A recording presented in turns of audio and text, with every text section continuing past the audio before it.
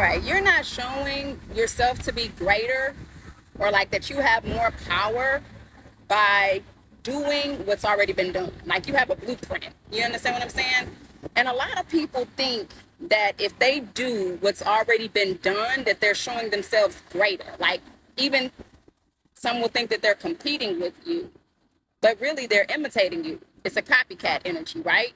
And so we're talking from Exodus 8 this morning, where we see God does the sign of the frogs and the lice and so on and so forth. And each time Moses did a sign, Aaron did a sign, we saw Pharaoh would have his magicians imitate to copy that same thing. And stay with me, I'm going somewhere here. I asked God, I said, why would someone copy what's been done as a way to even show forth power and authority, as to say that they are just as powerful? Not that they are greater, but that they are just as powerful. I would think that if you were wanting to show yourself greater, you wouldn't do what's already been done. Instead, what you would do is reverse what's been done, as in have a solution for it. So using Exodus 8 and even Exodus 7, when you see Moses or Aaron turn the water red with blood, you also see the magicians do the same thing. That's a copycat spirit. Why would they go and make the river bloody just to show they could do the same thing, knowing that the effects, the outcome of that would be the fish would die, so on and so forth. It wouldn't be good for the land.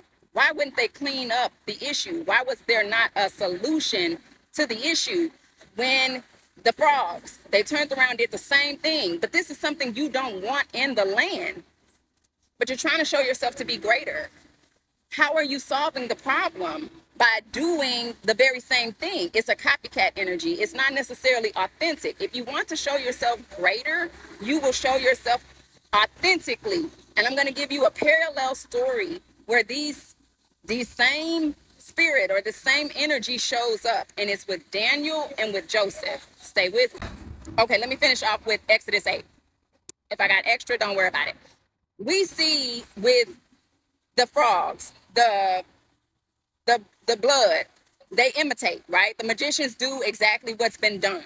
They still have to come to God and ask him to clean up the land, to undo, to stop it, right? They still have to go to God and say, hey, go to Moses and say, hey, talk to your God and tell the Lord God to please send these frogs out of the land, restore the water, so on and so forth. They still have to submit themselves. They still have to humble themselves, or he still has to humble himself before the Lord God, before the man of God, who he sees as God, to undo what's been done, to reverse what's been done. This shows a superior presence is here, right? You happen to come to him because he is showing himself as superior. It doesn't matter that you did what he did. You couldn't undo what he did. If anything, all you could do was delay it. Stay with me. Let's start with Joseph first. With Joseph, we know that when Joseph was in the castle, that all Potiphar had to worry about was what he ate. Everything else was under Joseph's hand, meaning he had peace because Joseph was the one who was executing system and order. Joseph was the one who was keeping harmony and peace in the castle, in the land. Everything was under the hand of Joseph except what he was eating and his wife. You understand? The moment that Potiphar's wife decided that she wanted to target Joseph, what she targeted was Pharaoh's peace. Do you understand? And she targeted Joseph. What she was really coming for was the system and order that was present in the land because it brought peace. What is the enemy always coming for? Peace. He's always targeting peace.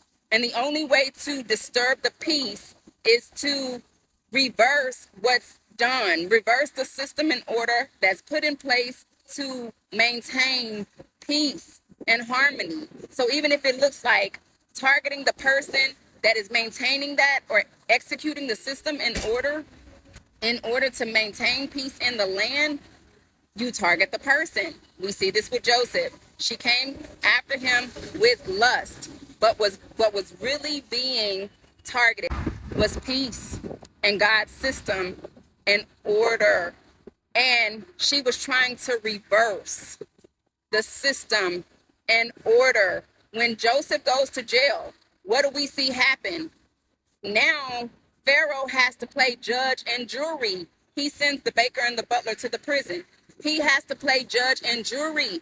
Being a judge is not an easy position because you have to have the wisdom to discern between friend and foe. That is a weighty thing to judge. Now let's talk about Daniel. Daniel, we saw, was over the princes and as president, the one preferred above all, and Darius's kingdom. Darius didn't worry about anything. Why? Because everything was under Daniel's hand. The other princes did not like that Daniel was preferred before all others. So what did they target? The system, the order that Daniel had brought to the land. Though they chose to do it through a law, creating a law that would persecute and prosecute Daniel through worship, okay? Ultimately, what they were coming for is the peace that was brought to the land under Daniel's hand. And we see this because whenever Daniel is accused, what's the first thing that leaves Darius? His peace. He cannot sleep. He cannot sleep. Why? Because Daniel was the one who was executing justice in the land. He did not have to judge between friend and foe. Why? Because Daniel was judging between friend and foe. Daniel was setting in order those who needed to be where they needed to be. He was putting things in place as they needed to be. But to bring about a law would disrupt that system and order. The enemy is always targeting peace. So in order for the enemy to show himself more powerful, what he has to do is reverse peace. He has to reverse the system and order that's been put in place to keep the peace. So we see this, like I said, with where they're limited, Exodus 7 and 8, where they cannot do what God has done. They do what God has done, but they cannot reverse it. And Darius and Daniel, they reversed the law. They reversed the law. This was symbolic, or this was representing some leadership or some authority coming up against God's authority. The highest, say, exercise of authority would be able to reverse something. Hear me, man, for real. Hear what I'm saying. When Trump came into office, what was one of the first things he did? He reversed a lot of laws. That's a Trump card. Listen to what I'm telling you. When you want to show yourself more powerful, you reverse systems. You don't imitate. You don't copy what's been done. And so when you see people trying to copy you, or they're trying to do what you've done and they call themselves competing with you, trust me, that's no threat. If they were any superior as they claim to be, if they were better than you, if they were more powerful than you, what they would do is reverse. I'm gonna give you another storyline. So whenever David took out Goliath, and Saul saw that even though he was king, there was a man who was greater than him, he couldn't change what people had saw. He couldn't reverse what had been done. He couldn't change that. What he could do was delay David getting into the castle, getting into the kingdom as king. That's all he could do. But even that was made for David's good. The most they can do, even when they try to reverse, is delay. And it still doesn't work. It still works out for your good. Period. They cannot stop what God is doing. They cannot stop what God is doing. And just like Saul, Pharaoh did the same thing. He reneged on his promises, trying to delay. But it never works. It never works.